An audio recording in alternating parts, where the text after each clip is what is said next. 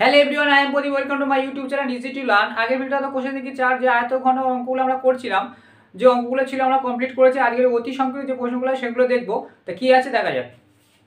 অতি সংখ্যক প্রশ্ন তোমাদের 24-এর দাগে, 24-এর দাগের এর বহু বিকল্প প্রশ্নের মধ্যে এক একটা দেখো, এক একটা কি বলছে, বলছে একটি সমকোণী চৌপরাকৃত বাক্সের ভিতরের আয়তন 440 ঘন সেমি, ত্রিভুজের ভিতরে ভূমিতলের ক্ষেত্রফল 44 বর্গ সেমি হলে বাক্সটির ভেতরের উচ্চতা কত সেটা আমাদের বার করতে। ঠিক আছে, তাহলে আগে জানতে হবে ভূমিতলের ক্ষেত্রফলের ফর্মুলা কি, দৈর্ঘ্য ইনটু প্রস্থ। ঠিক আছে, ভূতলের ক্ষেত্রফল মানে এটা আয়তঘন, সমকোণ চৌকোণ মানে এটা আয়তঘন, আয়তকার, আয়তক্ষেত্রের ভূমির ক্ষেত্রফল দৈর্ঘ্য ইনটু প্রস্থ থাকে। তো দৈর্ঘ্য ইনটু প্রস্থ এটা হলে ভূমিতলের ক্ষেত্রফল এত বর্গ সেমি। এবার আয়তন বলেছে তোমার, আয়তনের ফর্মুলা কি হয়ে থাকে, আয়তনের ফর্মুলা হয়ে থাকে তোমার সমকোণ চৌকোণের ভিতরে আয়তন, আয়তনটা কি হতো, আয়তন জানি দৈর্ঘ্য ইনটু প্রস্থ ইনটু উচ্চতা। তাহলে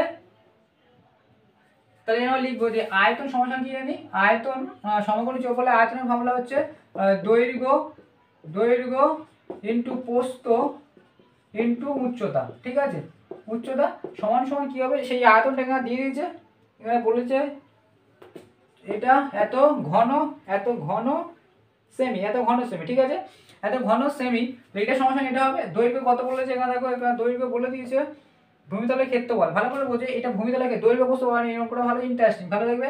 আমরা জানি কি ভূমিতলের ক্ষেত্রফলের ফর্মুলা হচ্ছে দৈর্ঘ্য ইনটু প্রস্থ। এটা হচ্ছে আমি যখন ফর্মুলা লিখে দিলাম, এটার বদলে আমি লিখে দিলাম ভূমির ক্ষেত্রফল ইনটু উচ্চতা। তাহলে অ্যাকচুয়ালি দৈর্ঘ্য ইনটু প্রস্থ মানে কি, ভূমির ক্ষেত্রফল। তাহলে এটা আমাকে লিখব, এটা কি বলবো, ভূমির ক্ষেত্রফল, এটা দৈর্ঘ্য ইনটু প্রস্থ, আর এটা উচ্চতা। ঠিক আছে, তাহলে এখানে আমরা জানি যে ভূমিতলের ক্ষেত্রফল 88 দিয়েছে, আর এটা উচ্চতা রাখলাম 440, বা উচ্চতা সমান কত হবে 440/88। ঠিক আছে, 4 কে 4, 4 একে 4, 0, 4 দুগুণে 8, 14 দুগুণে 8। ঠিক আছে, এটা যদি 11 হবে, এটা 2 দিয়ে কাটলে তোমার হচ্ছে 50, 5, 1, 5, 55। ঠিক আছে, 5, 11, 55। তাহলে উচ্চতা কত হবে 5, এখানে দেখো অপশানে আছে 5 সেমি, তাহলে উচ্চতা হবে 5 সেমি। যে অপশানটা আছে দেখো বি এরটা, এটা হবে। ঠিক আছে, বি এর এই অপশানটা এটা হবে। এটা আপনাকে জানতে হবে ভূমির ক্ষেত্রফল মানে দৈর্ঘ্য ইনটু প্রস্থ মানে ভূমির ক্ষেত্র, এটা জানতে হবে। তারপর দুইটা কি বলছে দেখো, এটা ছিল এক একটা, দুইটা বলছে একটি আয়তঘন গর্তের দৈর্ঘ্য 40 মিটার, প্রস্থ 12 মিটার, গভীরতা 16 মিটার। ওই গর্তের 5 মিটার দৈর্ঘ্যে, 5 মিটার দৈর্ঘ্য এবং 4 মিটার প্রস্থ এবং 2 মিটার পুরু তক্তা রাখা যাবে। ওই গর্তের মধ্যে পুরু তক্তা রাখা যাবে কয়টি, অপশনে দেওয়া আছে। তাহলে পুরু রাখা যাবে সেটাকে আগে জানতে হবে, যে গর্তটার আয়তন আগে বার করতে হবে, এবং গর্তের ভিতরে যে তক্তাগুলো রাখা হবে তার আয়তনটা বার করতে হবে। সেই আয়তন এটা দিয়ে ভাগ করলে আমরা কটা পাবো সেটা বেরিয়ে যাবে। লিখবো গর্তের আয়তন, কত হচ্ছে, গর্তের আয়তন তোমরা দিয়ে দিয়েছে আয়তকার ক্ষেত্রে দৈর্ঘ্য প্রস্থ এবং উচ্চতা। তাহলে 40 গুণিতক 12 গুণিতক 16, এটা হচ্ছে আয়তনের, এটা হচ্ছে এত ঘন মিটার। ঠিক আছে, এটা হলো গর্তের আয়তন। এবার যে জিনিসটাকে রাখা হবে সেই তক্তাটা, তার আয়তনটা বার করবো। লিখবো যে ওই গর্তের একটু পুরু তক্তার আয়তন হয় কি, তক্তার আয়তন সেও আয়ত ঘনকার, দৈর্ঘ্য ইনটু প্রস্থ ইনটু উচ্চতা হবে। তার দৈর্ঘ্য কত, এর ক্ষেত্রে দৈর্ঘ্য বলেছে 5 মিটার, প্রস্থ বললো তোমার 4 মিটার, এবং পুরু মানে সেটা হচ্ছে উচ্চতা, পুরুত্ব বলেছে 2 মিটার। তো এটা সমান সমান এত ঘন মি। এবার ভালো করে দেখ, এটা হচ্ছে মোট আয়তন, এটা হচ্ছে তক্তার আয়তন। তাহলে এই তক্তার কতগুলো তক্তা ঢুকবে, তার মানে এইটা এই আয়তনটাকে এই আয়তনতে ভাগ করলে কি হবে, যে কটা তক্তা আছে সেটা আমরা পেয়ে যাবো। ঠিক আছে, কটা তক্তা আমাদের যাবে, এটা হচ্ছে একটা তক্তার আয়তন। ঠিক আছে, এই একটা তক্তার আয়তন হচ্ছে এত। তাহলে এবার এটা হচ্ছে মোট আয়তন, এবার একটা তক্তার আয়তন হচ্ছে এটা। ঠিক আছে, তাহলে ওই আয়তনকে এই আয়তনে ভাগ করলে কটা তক্তা হবে সেটা আমরা জানতে হবে। তাহলে লিখবো অতএব ওই গর্তে ত্বক ত্বকটা থাকবে কত, মোট আয়তন এটাকে গুণ করলে না যেহেতু কাটাকাটি সুবিধা হবে বাই একটা, মানে আমরা বলি একটার আয়তন যদি এত হয় তাহলে একের আয়তন যদি বার করা হয় তাহলে একটার আয়তন যদি হয় তাহলে 10টা আয়তন কত হবে, ঠিক আছে। এটা ভাগ না, এটা হচ্ছে একটা, হ্যাঁ এটা মোট আয়তন এটা হলে এবার কটা টক থাকবে এটাকে ভাগ করতে হবে, 4 4 16, এটা দিয়ে 8, 2 দিয়ে কাটলে 6, 4 6 24, 24 আর 8, 4 8 32, 2 হাতে 3, 4 8 32 হাতে 3, 4 2 4 8 32 হাতে 3, 4 8 8 16, 17 18 19, তাহলে এত বিরাট দেখো ওখানে অপশনে আছে 192টি, ঠিক আছে। 192 যেটা অপশনে আছে দেখো বি এরটা, এটা উত্তর হবে। বুঝতে পেরেছো যে এটা হচ্ছে আয়তন, এটা হচ্ছে একটা তক্তার আয়তন, তাহলে মোট আয়তনকে একটা তক্তা দিয়ে ভাগ করে দিলে কতগুলো তক্তা থাকবে সেটা আমরা বার করতে পারি। এরপরে দেখো 3 অঙ্কটা কি বলেছে,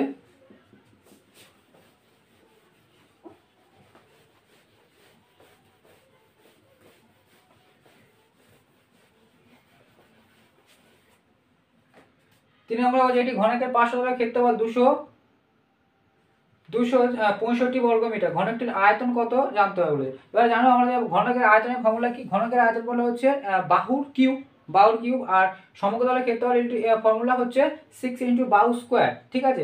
এখানে তো পার্শ্বতলের ক্ষেত্রফল, ঘনকের পার্শ্বতলের ক্ষেত্রফল, এখানে ভালো করে দেখবি আমরা যে ফর্মুলা জানি ঘনকের পার্শ্বতলের ক্ষেত্রফল সেটা হচ্ছে 6টা পার্শ্বতল, তাহলে 6 × বাহু স্কোয়ার থাকে। এখানে কিন্তু বলেছে সংকেত বলে দিয়েছে যে পার্শ্বতলের সংখ্যা 4, তাহলে ওখানে 6 এর বদলে কত নেবো 4, তাহলে আমরা জানবো যে ঘনকের 4টি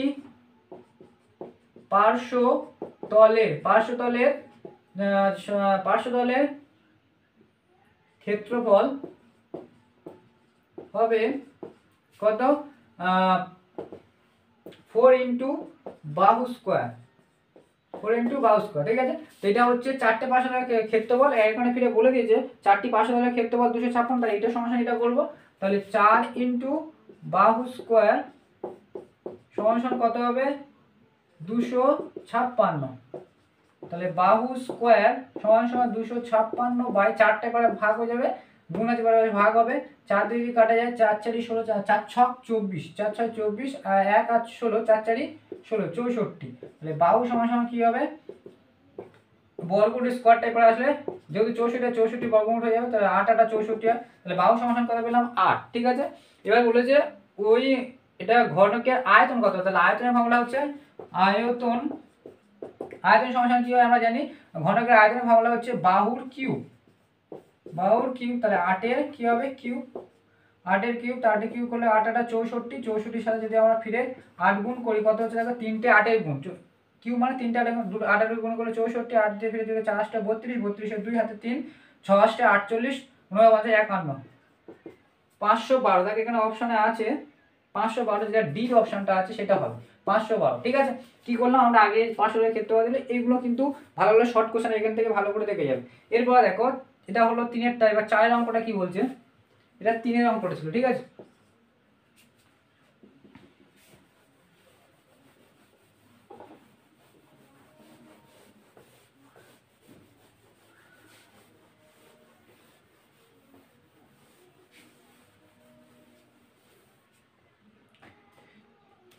চারে আমরা দুটি ঘনকের আয়তনের অনুপাত 1:2 27 হলে ঘনক দুটি সমগ্রতলের ক্ষেত্রফলের অনুপাত দেখি। তো ঘনকের আয়তনের অনুপাত কি হয়ে থাকে, ঘনকের আয়তন অনুপাত হয়ে থাকে মানে আয়তন, দুটো ঘনকের আয়তন দিয়ে দিয়েছে, তাহলে আমরা ঘনকের আয়তনের অনুপাতটা কিভাবে বার করবো, আগে আমরা কি বলতে হবে ঘনকের ঘনক দুটি সমগ্রতলের ক্ষেত্রফলের অনুপাত বার করতে হবে। ঘনকের আগে জানতে হবে ঘনকের সমগ্রতলের ক্ষেত্রফল বার করতে গেলে 6 × বাহু স্কোয়ার হতে হবে, তাহলে আমার আগে কি করতে হবে বাহু করতে হবে, তাহলে আমরা জানি যে ঘনকের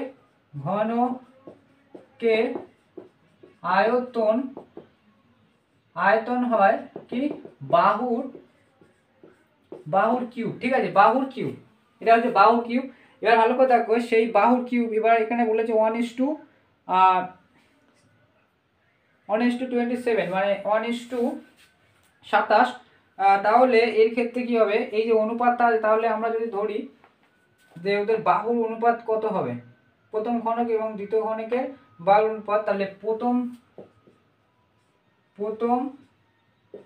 ঘনকের ধরি প্রথম ঘনকের বাহু সমান কত x হচ্ছে এবং দ্বিতীয় ঘনকের বাহু সমান y হচ্ছে। ঠিক আছে, এদের অনুপাত, এটা হচ্ছে ঘনকের আয়তনের ফর্মুলা। তাহলে আয়তন ফর্মুলা বাহু কিউব, তাহলে আমরা লিখব শর্তানুসারে কি হবে, এটা হচ্ছে বাহুর কিউব ইস টু y এর কিউব। ঠিক আছে, সমান সমান অনুপাত কত হবে 1:27। ঠিক আছে, 1:27 আছে। তাহলে এটাকে যদি আমরা ভাগ করি x³ বাই y এর কিউব সমান 1/27 এটা হচ্ছে। ঠিক আছে, তাহলে এটা যদি কিউবটা যদি এপারে আসে তাহলে x আর y সমান সমান কত হবে, কিউবটা যদি এপারে আসে তাহলে বর্গমূল উঠে যাবে, মানে দুটোর ক্ষেত্রে বর্গমূলটা 1/27, কিউবটা এটা হবে কিউব হবে। ঠিক আছে, তাহলে 1 এর কিউব করলে সেই কি হয় 1ই বেরোয়, আর 27 এর বর্গমূল করলে কি হবে, 27 কে ভাঙলে কি পাই 3 9 27, মানে 27 3 9 7 9 কে ভাঙলে 3টে, মানে 3টে পাই। তিনটা থেকে কিউব মানে 3 আছে, মানে 3টা থেকে একটা করে নেবো, তাহলে একটা হবে, একটা 3 হবে। ঠিক আছে, তাহলে এখানে x সমান কত হচ্ছে, x সমান 1 আর y সমান 3। ঠিক আছে, এদের বাহুগুলো বেরোলো, প্রথম ঘনকের বাহু সমান 1 আর দ্বিতীয় ঘনকের বাহু সমান 3। তাহলে লিখব অতএব প্রথম ঘনকের বাহু সমান 1 কিসে আছে দেখলো ঘন একক 1 একক এবং দ্বিতীয় ঘনকের বাহু সমান 3 একক। ঠিক আছে, এটা হলো। এবার বলে যে বাহু জানলে আমরা কি পারি, আমরা সমকোণের ক্ষেত্রফল বার করতে হয়। সমকোণ এবার লিখবো যে প্রথম সমকোণের ক্ষেত্রফল আর অনুপাত, এটা বলেছে ঘনকের অনুপাত, দুটি ঘনকের সমকোণের ক্ষেত্রফলের অনুপাত। দুটি ঘনকের আগে সমকোণ আগে বার করব।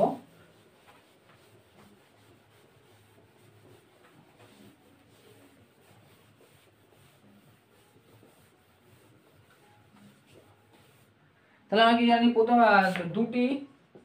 দুটি ঘনকের সমগ্র তলের ক্ষেত্রফল কি হবে, সমগ্রের ক্ষেত্রফলের ফর্মুলা কি জানি, প্রথম অনুপাত বলে সমগ্রের ক্ষেত্রফলের অনুপাত আমরা জানি সমগ্রতলের ক্ষেত্রফলের ফর্মুলা হচ্ছে 6 ইন্টু বাহুর স্কোয়ার, 6 ইন্টু বাহুর স্কোয়ার। ঠিক আছে, অনুপাত যদি অনুপাত বার করছি তাহলে এটা কি হতে হবে, এটা হবে 6 ইন্টু বাহুর স্কোয়ার, ঠিক আছে, 6 ইন্টু বাহু হচ্ছে 1, 1 স্কোয়ার করলে সেই একই হয়, আর এটা 6 ইন্টু বাহু স্কোয়ার মানে 3 এর স্কোয়ার। তাহলে 6 অনুপাত এর গুণ করি কত হচ্ছে 6 আর 3 এর স্কোয়ার, 3 তিরিকে 9, 6 গুণিত 9, 6 ইস টু 6 আর 9 গুণ করলে 6 লং, এটা 6 যদি আমরা কেটে দিই ভালো করে দেখো, এদিকে 6 যেদিকে 6 কেটে যাবে, 6 এদিকে দেখালে তাহলে 1 ইস টু কি হবে 9 হবে। ঠিক আছে, 1 ইস টু 9। এত ঘনকের সমকোণের ক্ষেত্রফলের অনুপাত হবে এটা। সমকোণের ফর্মুলায় বাহু 6 ইন্টু বাহু স্কয়ার হয়ে যাবে। ঠিক আছে,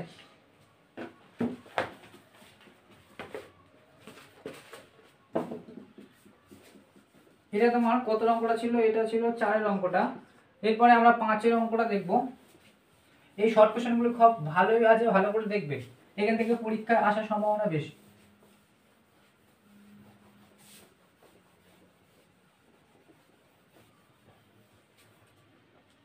তারপর 5টা কি বলছে, 5টা বলছে একটি ঘনকের সমকোণের ক্ষেত্রফল s বর্গ একক, কর্ণের দৈর্ঘ্য, একটি সমকোণের কর্ণের দৈর্ঘ্য d একক হলে s এবং d এর সম্পর্ক নির্ণয় করি। এবার জানতে হবে যে ঘনকের কর্ণের ফর্মুলা কি। কর্ণের ফর্মুলা হচ্ছে কর্ণের দৈর্ঘ্য সমান আমরা জানি, কর্ণের দৈর্ঘ্য সমান জানি √3 ইন্টু বাহু, √3 ইন্টু বাহু ঘনকের। ঠিক আছে, এটা একটি ঘনকের বলেছে। আর সমকোণের ক্ষেত্রফলের ফর্মুলা কি জানি, সমকোণের ফর্মুলা ঘনকের সংখ্যা হচ্ছে 6 ইন্টু বাহু স্কোয়ার, 6 ইন্টু বাহু স্কোয়ার হয়। তাহলে আমরা লিখবো যে এখানে একটা বার করবো, সবার ক্ষেত্রে বাহু আছে সেই বাহুটা বার করবো, বাহু সমান থাকে। এবার লিখবো ঘনকের সমগ্র তলের ক্ষেত্রফল কি জানি 6 ইন্টু বাহু স্কোয়ার, 6 ইন্টু বাহু স্কোয়ার হয়ে থাকে, ঠিক আছে। তাহলে এখানে তো বলে দিয়েছে ফিরে এবং সমতলের ক্ষেত্রফল এস, তাহলে আমরা এখানে কি করতে এটা সমান এটা করতে পারি, তাহলে বাহু স্কোয়ার সমান সমান এস, তাহলে বাহু স্কোয়ার সমান সমান কী হবে এস বাই 6, আর বাহু সমান সমান কী হবে √6 বাই বর্গমূল এস বাই 6, ঠিক আছে। এটা হচ্ছে বাহু বেরোলো, ঠিক আছে। আবার ঘনকের কর্ণের দৈর্ঘ্য কি হবে, কর্ণের দৈর্ঘ্য হবে √3 ইন্টু বাহু, ঠিক আছে, √3 ইন্টু বাহু। তাহলে এখানে ফিরে দিয়ে কর্ণের মান দিয়ে দিয়েছে, এখানে কর্ণের মান দিয়ে দিয়েছে তোমার ডি, তাহলে আমরা লিখবো, তাহলে এটা সমান আমরা ডি লিখবো, সমান সমান বাহু সমান সমান ডি। ভালো করে বুঝছো, এটা হচ্ছে অঙ্কেতে বলেছে যে সংখ্যাটা সেই সংখ্যা না বলে এটা ডি বলেছে, তাহলে এটা ফর্মুলা অনুযায়ী পাই, এটা অঙ্কে দেওয়া, তাই এর জন্য সমান, সেই অনুযায়ী আমরা বাহু সমান সমান কী করবো, বাহু সমান সমান ডি বাই বর্গ√3 হবে, ঠিক আছে, ডি বাই বাহু। তাহলে এই ক্ষেত্রে বাহু সমান হবে, তাহলে শর্তানুসারে এটা সমান সমান এটা সমান সমান এটা হবে, এর বাহু ঘনক তো একই ঘনকের, তাহলে শর্তানুসারে এটা সমান সমান এটা হবে, তাহলে আমরা লিখবো শর্তানুসারে তাহলে কি হবে এস বাই 6 সমান সমান ডি বাই √3, ঠিক আছে। তাহলে বা আমার এস আর ডি এর মধ্যে সম্পর্ক করতে বলেছে, তাহলে এইটাকে যদি আমি বর্গরুট করতে যাই, কী করে বর্গরুট তুলতে গেলে আমি যদি দুদিকে উভয় দিকে স্কোয়ার করে দিই, তাহলে কী হবে দেখো, এর দিকে আমি স্কোয়ার করলাম আর এর দিকেও আমরা স্কোয়ার করলাম, তাহলে স্কোয়ার করলে কী হয় দেখো, স্কোয়ার করলে বর্গরুট কেটে যায়, এস বাই 6 হবে, এই বর্গরুট আর স্কোয়ার কেটে যায়, তাহলে এস বাই 6 হবে। এর ক্ষেত্রে কী হবে ডি এস স্কোয়ার হয়ে যাবে, কিন্তু এর বর্গরুট আছে, তাহলে এই বর্গরুটটা কেটে গিয়ে 3 হয়ে যাবে, তাহলে বা যদি কোণাকোণি গুণ করি 3s সমান সমান 6 ডি স্কোয়ার, তাহলে এর সমান সমান কত হবে 6 ডি স্কোয়ার বাই এই থিটা নিচে আসবে 3 × 2, তাহলে এর সমান সমান কত 2 ডি স্কোয়ার। দেখো অপশানে আছে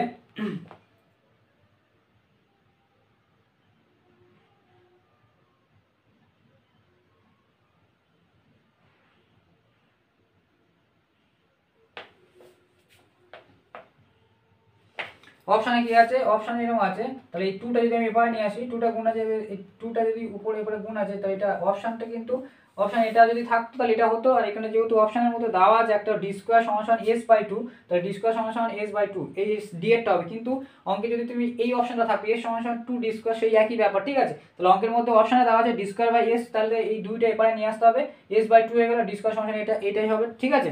ডি এরটা অঙ্কটা এই পর্যন্ত এই অ্যান্সারটা হতে পারে। পরীক্ষাতে তুমি মনে করো এটা না দিয়ে কি মাস্টার যদি এটা দেয় তখন তোকে ঘাবড়ে গেলে হবে না, যে পদ্ধতি আমরা করছি সেটাকে দেখতে হবে। এবার আমরা বিয়ের অঙ্কগুলো দেখব।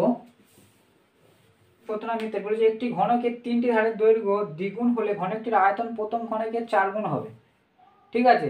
একটি ঘনকের প্রতিটি বাহুর দৈর্ঘ্য দ্বিগুণ হলে ঘনকের আয়তন প্রথম ঘনকের 4 গুণ হবে। এটা ঠিক না ভুল সেটা করতে গেলে আমাদের জানতে হবে যে ঘনকে যদি প্রতিটি ধারের দ্বিগুণ, আমি বললাম প্রতিটি ধার কত করেছিলাম, ধরি প্রতিটি ধার কত ছিল, প্রতিটি ধার হয় এক্স কি আছে এক্স মিটার, তাই তো এক্স এটা হচ্ছে এক্স একক নিলাম, ঠিক আছে। তাহলে এক্স একক যদি হয়ে থাকে সেই ক্ষেত্রে আয়তন কি হবে, ঘনকের আয়তন সমান কত হবে এক্স এর কিউ হয়ে যাবে, ঠিক আছে। এটা হলো। এবার ধরে যাওয়া হচ্ছে যে ওই বাহুর কত হবে, ওই ধারে প্রতিটি ধার কত হয়ে গেছে দৈর্ঘ্যের দ্বিগুণ হয়ে গেছে, দুটি ধার দ্বিগুণ হয়ে, তাহলে আবার দ্বিতীয় ঘনকের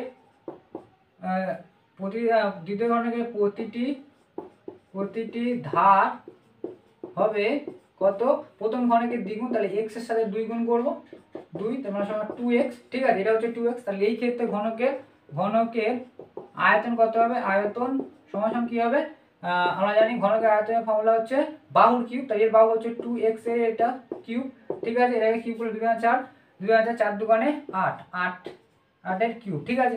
তাহলে ভালো কথা থাকে এর আয়তনের মধ্যে এদের বলেছে যে কত গুণ হবে, প্রথম কত গুণ হয়েছে, প্রথমটা 8 গুণ হয়েছে না, প্রথমটা 8 গুণ হয়েছে, এখানে বলে যে প্রথম আয়তনের প্রথমটা এটা আয়তন আর দ্বিতীয় আয়তন এটা, তাহলে এর সাথে কত গুণ করে এ 1 আর এ 8 গুণ হয়েছে, তাহলে এটা কি হবে ভুল হবে, ঠিক আছে। আয়তনটা কত হবে 4 গুণ হবে না 8 গুণ হতে হবে, ঠিক আছে। তাহলে এটা হবে মিথ্যা। তোমাকে জানতে হবে অঙ্কটা, শুধুমাত্র শর্ট কোশ্চেন টিক মারলে হবে না, মুখস্থবিদ্যা করলে হবে না। জিনিসটা তুমি কনসেপ্ট জানো তাহলে তুমি যে কোনো জিনিস তোমার অঙ্কের মধ্যে দিক তুমি পেরে যাবে, সেইভাবে করে যাও অবশ্যই ভালো।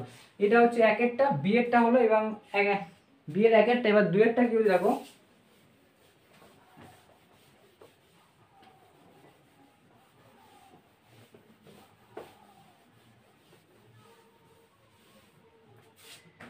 এবার বিয়েরটা বলছে, বিয়ের দুয়েরটা, 2 নম্বরে কি বলছে, বর্ষার সময় 2 হেক্টর জমিতে বৃষ্টিপাত 5 সেমি উচ্চতায় হলে বৃষ্টি জলের আয়তন 1000 ঘন মিটার হয়। উত্তরের সংখ্যা এখানে বলেছে 2 হেক্টর জমিতে, এবার ভালো করে দেখো 2 সেমি আছে, তাই তো, উচ্চতা বলে বৃষ্টির আয়তন, বৃষ্টি জল আয়তন এত হয়, হেক্টর জমিতে বৃষ্টিপাত এত সেমি উচ্চতা হলে, বলছে বর্ষার সময় 2 হেক্টর জমিতে বৃষ্টিপাত 5 সেমি উচ্চতা হলে বৃষ্টির জলের আয়তন 1000 ঘন মিটার হয়। তো সেটা আমরা, এটা তো 1000 আয়তন হয়, সেটাকে আমরা দেখতে হবে যে ঘন বর্ষার সময় 2 হেক্টর জমি, তো 2 হেক্টর জমির উচ্চতা বলেছে এখানে ভালো করে, যে 2 হেক্টর জমি মানে তোমার ভালো করে দেখো 1 হেক্টর সমান সমান 1,800 আর 1 সমান সমান 1000 বর্গ মিটার। তাহলে মানে 2 হেক্টর সমান সমান 1 হেক্টর সমান সমান, তাহলে 1 হেক্টর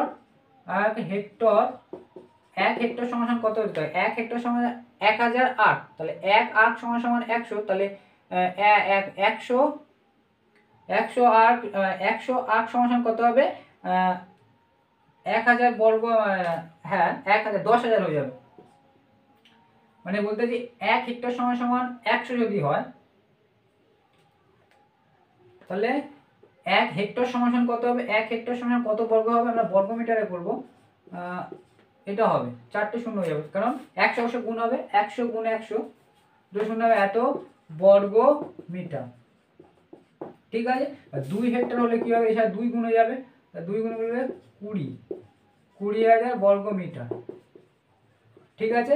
এবার যে জমিতে জলটা ফেলে তার উচ্চতা কত হয়েছে বলেছে 5 সেমি, এগুলো তো মিটারে আছে, তাহলে আমরা এটা লিখবো ওই জমির জলের উচ্চতা হয়, উচ্চতা কত হবে, উচ্চতা তোমার হবে এখানে দিয়েছে 5 সেমি, সেই 5 সেমিকে আমরা কিসে নিয়ে যাবো, মিটার নিয়ে যাবো। তাহলে 5 সেমিকে মিটার নিয়ে আসতে গেলে, সেমিকে মিটার নিয়ে আসতে গেলে কত দিয়ে ভাগ করতে হবে, তোমার 10 দিয়ে ভাগ করতে হবে, 10 নয় 20, 100 দিয়ে, 100 দিয়ে এটা ভাগ করতে হবে, 100 দিয়ে ভাগ করলে 0.05 মিটার হবে, ঠিক আছে, এত মিটার। তাহলে এবার ভালো করে দেখো, যে জমিটা আছে তার নিচের ক্ষেত্রফলটা হচ্ছে এত বর্গ মিটার, ঠিক আছে। এটা এত বর্গ মিটার পেলাম, নিচের জমিটার মানে যে জমিটা আছে তার নিচের যে ক্ষেত্রফলের ফর্মুলা কত পেলাম, 20,000 বর্গ মিটার, আর উচ্চতা আছে, তাহলে উচ্চতা করলে তবে তো মোট আয়তন পাবো, তাহলে লিখবো জল সমেত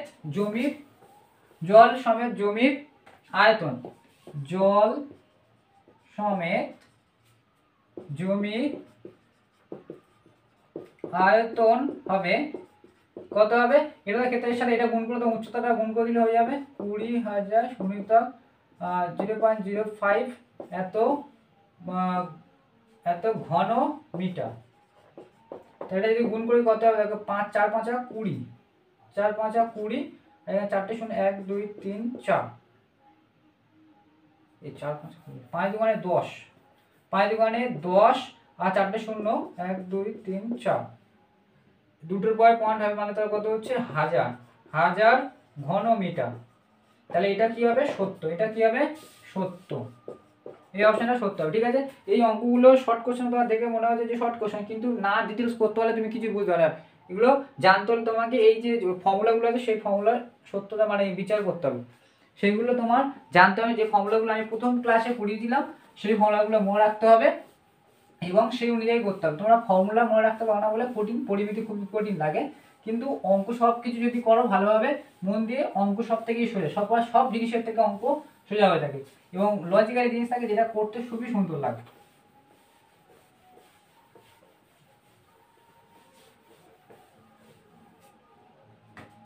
এবার বলছে সি এর দাগে শূন্যস্থান পূরণ বলছে একটি সমকোণী চৌকোণের কর্ণের সংখ্যা কত।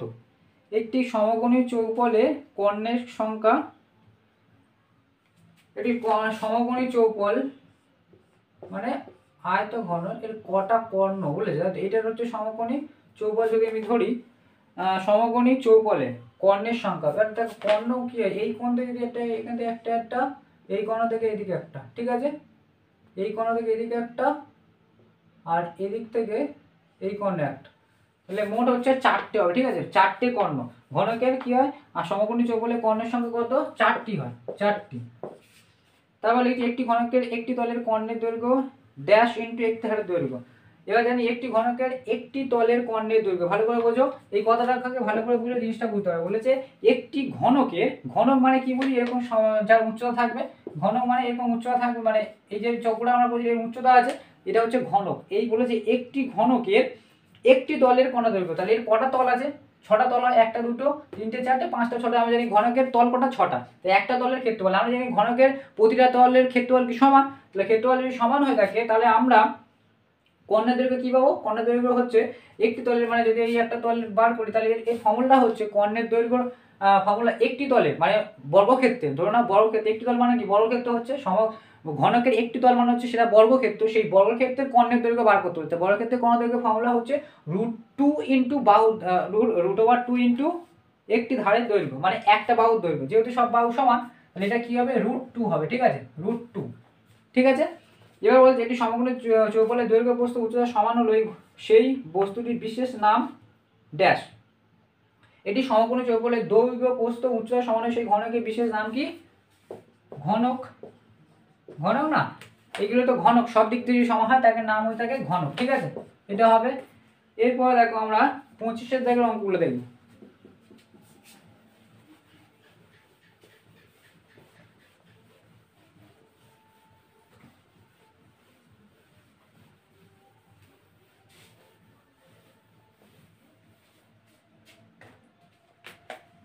পঁচিশের অঙ্ক কি বলছে, 25-এর একেরটা কি বলছে দেখো, বলছি আয়তঘনের তলের সংখ্যা কত বলেছে, তলের সংখ্যা x, ধারের সংখ্যা y, শীর্ষের সংখ্যা z এবং কর্ণের সংখ্যা p। কর্ণের সংখ্যা p হলে x - y + z এবং + p এর মান কত। এবার জানতে হবে ঘনকের আয়তঘনকের কি হচ্ছে, তল কটা হয়, আমরা জানি তল হয় 6টা, ঠিক আছে, যেটা এখানে বলেছে x, ঠিক আছে। আয়তঘনকের তল হলো, তারপর হচ্ছে ধার এখানে y ধরেছে, সেই y সমান কত হয়, কটা ধার হয়ে থাকে, 12টা ধার হয়ে থাকে, ঠিক আছে, 12টা ধার। আর শীর্ষবিন্দু যেটাকে এখানে ধরা হয়েছে শীর্ষবিন্দু z সমান কত হয়, 6টা হয়ে থাকে, ঠিক আছে, z সমান 6 হয়ে থাকে। আর কর্ণ হয়ে থাকে, কর্ণের সংখ্যা একটু আমরা দেখলাম 4টে হয়ে থাকে। আয়তঘনকের কর্ণ সংখ্যা একটু আগে দেখলাম, কর্ণের সংখ্যা যেটা এখানে ধরা হয়েছে p, সেটা কত হয়ে থাকে, 4টে, ঠিক আছে, সেটা ধরা হয় 4টে। শীর্ষবিন্দু 6টা হবে না 8টা হবে, 8টা হবে, ঠিক আছে, কত হবে, 8টা হবে, ঠিক আছে। শীর্ষবিন্দু এটা আগেই তো বলা যায়, আমি লিখে দিয়েছিলাম এগুলো 1 2 3 4 5 6 7 8, 8টা হয়ে যাবে, ঠিক আছে। তাহলে এইগুলো তো বলে যে মানগুলো এখানে পুট করতে দিতে হয়ে যায়। তাহলে এখানে বলছে x - y + z + p, তাহলে x এর মান কত, 6, y এর মান হচ্ছে 12 প্লাস z হচ্ছে 8 আর p হচ্ছে 4, তাহলে যোগ করলে কত দেখো, 8 আর 4 যোগ করলে 12 আর বিয়োগ 12 কেটে যাবে, এটা কেটে গেলে কি থাকবে, 6, তাহলে কি হবে, এর মান কত হবে, 6। এই অঙ্কটা কিন্তু খুব সুন্দর অঙ্ক, যে আমি যখন ফর্মুলা করেছিলাম তখন সব বলে দিয়েছিলাম যে কটা তল কটা শীর্ষবিন্দু এগুলো মনে রাখবে, শর্ট কোশ্চেন হিসেবে ওইগুলোই আসে, ঠিক আছে। এবার আমরা 2 এর অঙ্কটা দেখব।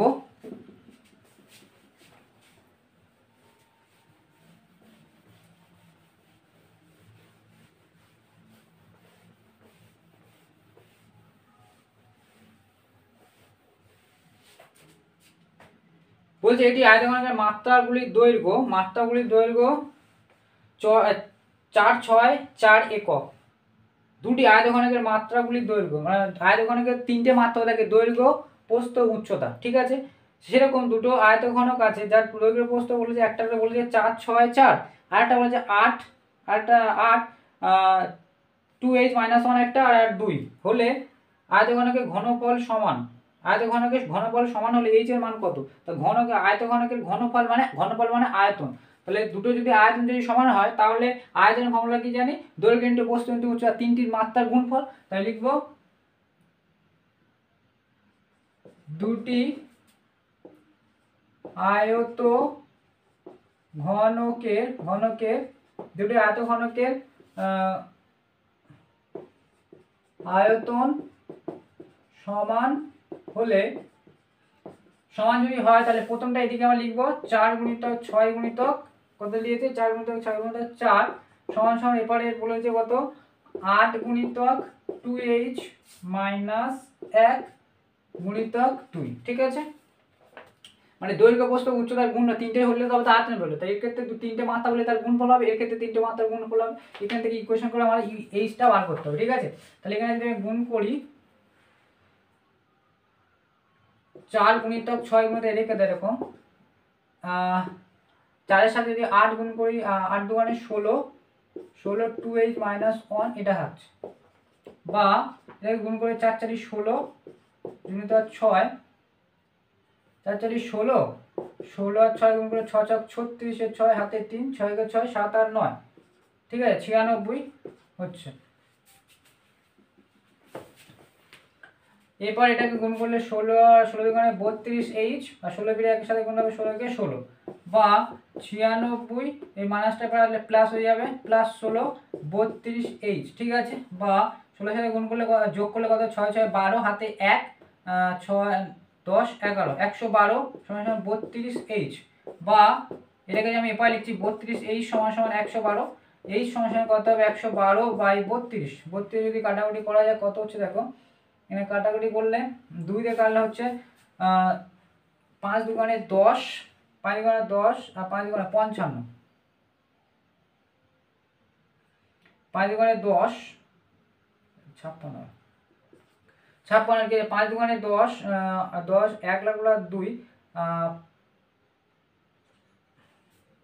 6 দুগুণে 12, ঠিক আছে। এটাতে কাটলে 2 দিয়ে কাটলে হচ্ছে 2 1 2, আর 16 দুগুণে 32, 16 দিয়ে এটা কাটে কি 6 36, 6 36 6 কে 6, 2 দিয়ে কাটলে হচ্ছে তোমার 2 দুগুণে 4, আর 8 দুগুণে হলো 28, 2 দিয়ে কাটলে 8 দুগুণে 16,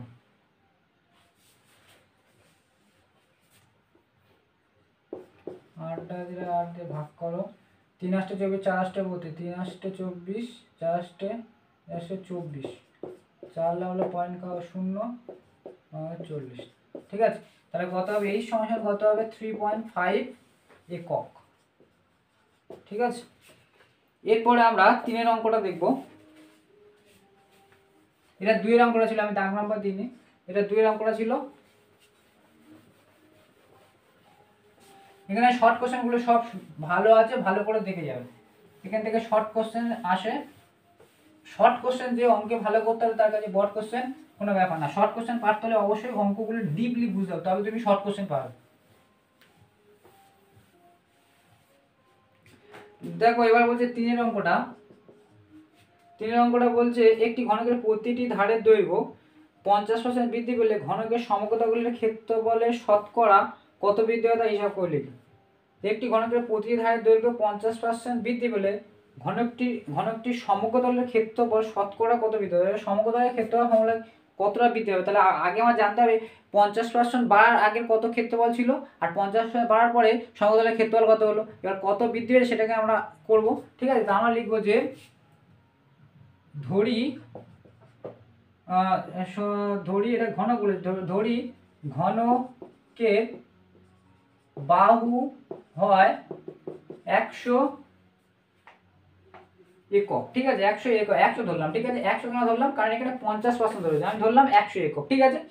যেই 100 একক ধরেছি তাহলে এই ক্ষেত্রে ঘনকের সমগ্র তলের ক্ষেত্রফল কি হবে? সমগ্র তলের ক্ষেত্রফল, ঘনকের সমগ্র তলের ক্ষেত্রফল ফর্মুলা 6 ইনটু বাহু স্কয়ার। 6 ইনটু বাহু স্কয়ার, তো ক্ষেত্রফল হচ্ছে বর্গ একক, এখানে তো একক দেয়নি, তাহলে যদি গুণ করি 6 গুণিতক 100 কে দুবার গুণ করলে কি হয় 10,000 হয়ে যায়। 100 দুবার গুণ করলে 2 4 শূন্য, তাহলে এটা করলে কত হচ্ছে 6 বর্গ একক। এটা হচ্ছে ঘনকের সমগ্র তলের ক্ষেত্রফল, ঠিক আছে? ঘনকের সমগ্র তলের ক্ষেত্রফল, যখন ঘনকের ওই ঘনকের বাহু একক ছিল 100, প্রথম ক্ষেত্রে 100 একক ধরি, তখন সেই ক্ষেত্রে ঘনকের সমগ্র তলের ক্ষেত্রফল এত। এবার বলেছে 50% বৃদ্ধি হয়েছে, এবার লিখবো 50% ঘনকের বাহু বৃদ্ধি পেলে এখন বাহু কি হবে 100 এর উপর 50 মানে 150 হয়ে যায়, 150 একক, ঠিক আছে? 100 এই জন্য ধরেছিলাম যে 100 ধরলে এটা 50 মানে কি 50 বেশি হবে, ওই 100 তুলনায় এটা 150 হবে। তাহলে এই ক্ষেত্রে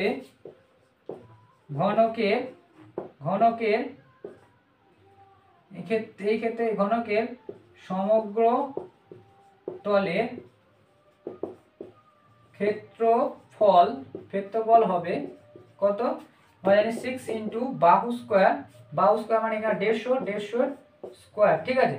150 স্কয়ার, তাহলে 6 ইনটু 150 কে যদি আমরা 150 গুণ করলে কত হচ্ছে? 150 দুবার গুণ করলে 150, 50 গুণ করলে 5 5 25, 5 5 6 5 5 6 7, 5 1 5 5 7 5 12 2 আর দুটো শূন্য, ঠিক আছে?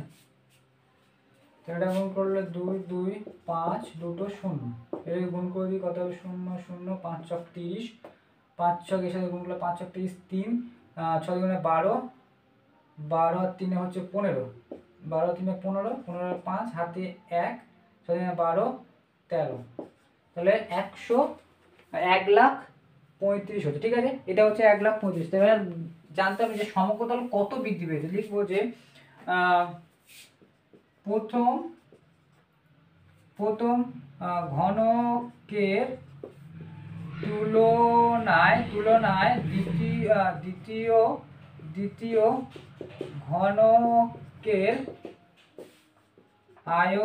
ঘনকের সমগ্র তলের বৃদ্ধি পেয়েছে কত? সমগ্র প্রথম ঘনকের তুলনায় দ্বিতীয় ঘনকের ঘনকের সমগ্র তলে, ঠিক আছে? সমগ্র তলের বৃদ্ধি পেয়েছে কত? এত মানে 1,35,000 থেকে কত বাদ দেবো? হচ্ছে 60 বাদ দিলে কত হচ্ছে? এদিকে 40 আর এদিকে তোমার 40 50 60 70 75, ঠিক আছে? 75 একক। তাহলে এত একক সমগ্র তলে বৃদ্ধি পেয়েছে। তাহলে ও ছিল কত? 60,000, এখন হয়েছে বৃদ্ধি কতটা বৃদ্ধি পেয়েছে? 75,000 বৃদ্ধি পেয়ে হয়েছে 1,35,000 একক হয়েছে, ঠিক আছে? এগুলো সব একক লিখবে। তাহলে কতটা বৃদ্ধি হয়েছে, বৃদ্ধি জানবার পাচ্ছে সেটা লিখবো। তাহলে শতকরা বৃদ্ধি করতে হলে কি করতে হবে? 100 দিয়ে গুণ করতে হবে। তাহলে এবার 100 কার উপরে বৃদ্ধি পেয়েছে? এই বৃদ্ধিটা কার উপরে পেয়েছে? এই 60,000 উপরে বৃদ্ধি পেয়েছে, ঠিক আছে? 60,000 উপরে, তাহলে 60,000 বেশ হবে, তার উপরে 75,000 দেবো, তাহলে হবে শতকরা সমগ্র তলের বৃদ্ধি।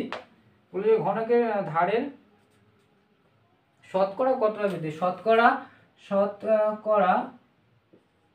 সমগ্র তলের বৃদ্ধি সমান কি হবে? শতকরা কত হবে? শতকরা তোমার এটা হচ্ছে বেড়েছে 75,000, 60 বেড়েছে 1 2 3 গুণিতক 100, 2 শূন্য 2 শূন্য কাটো, এই 2 শূন্য 2 শূন্য কাটো, 6 দিলে কেটে যায় কি?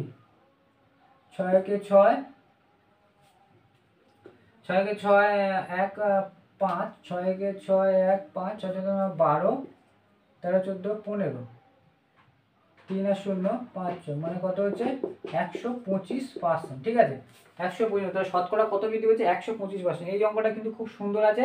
এই অঙ্কগুলো মানে ভালো করে দেখে যাবে। কি করলাম আমরা দেখেছো যে প্রথম ক্ষেত্রে আমরা 100 একককে আমরা ধরলাম, তারপর দ্বিতীয় ক্ষেত্রে ওই 100টা কেউ অনেকজনে x ধরে করতে পারে বা এ ধরে করতে পারে। এ ধরলে তাহলে এর 50% বৃদ্ধি পেয়ে যেভাবে হবে সেভাবে করতে পারো, বা কেউ 100 ধরেও করতে পারো। তাহলে কত পার্সেন্ট বৃদ্ধি পেয়েছে 125%। এরপরে আমরা 4-এর অঙ্কটা দেখবো।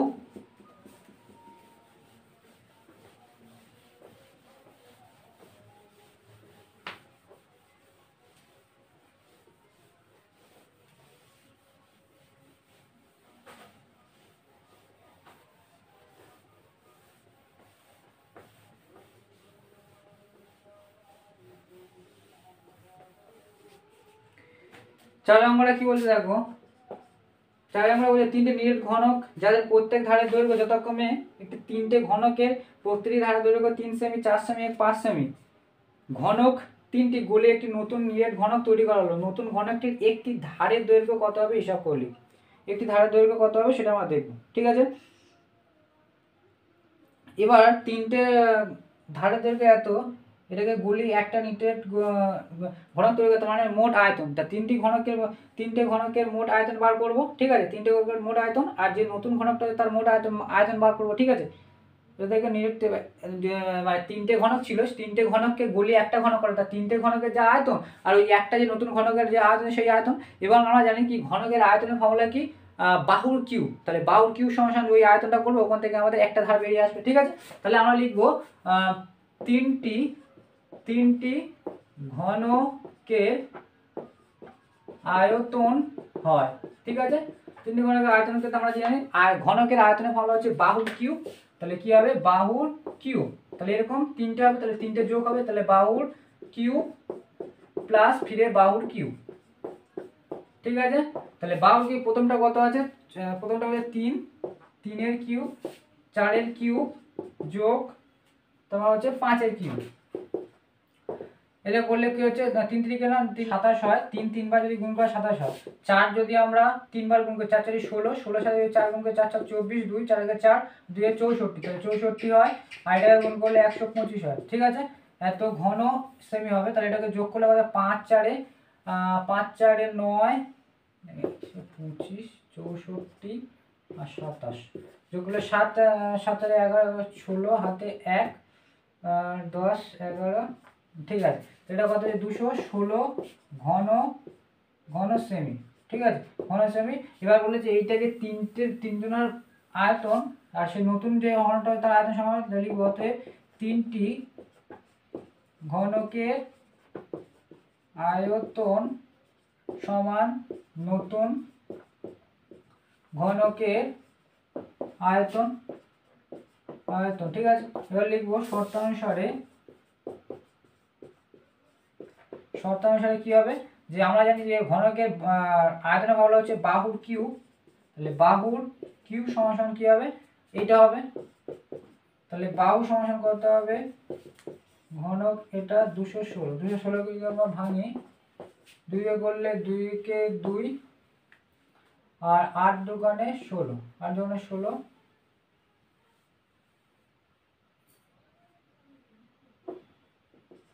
8 দুগুণে 16, ঠিক আছে। 2 কে 2 আর 8 দুগুণে 16,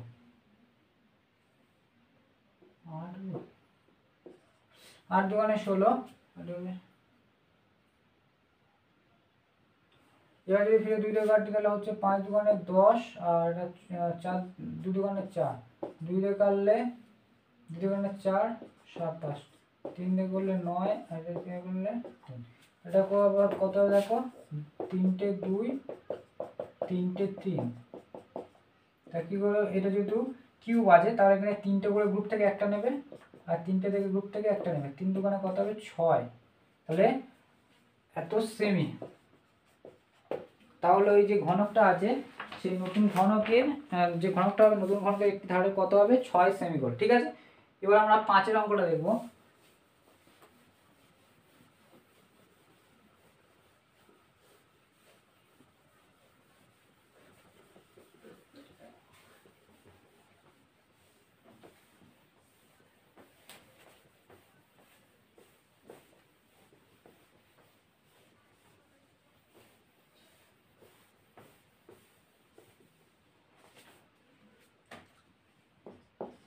5 নম্বরে কি বলছে দেখো, একটি ঘরে দুটি সংলগ্ন দেয়ালের দৈর্ঘ্য যথাক্রমে 12 মিটার এবং 4 মিটার, ঘরের উচ্চতা 4 মিটার হলে ঘরটির মেঝের ক্ষেত্রফল হিসাব করি।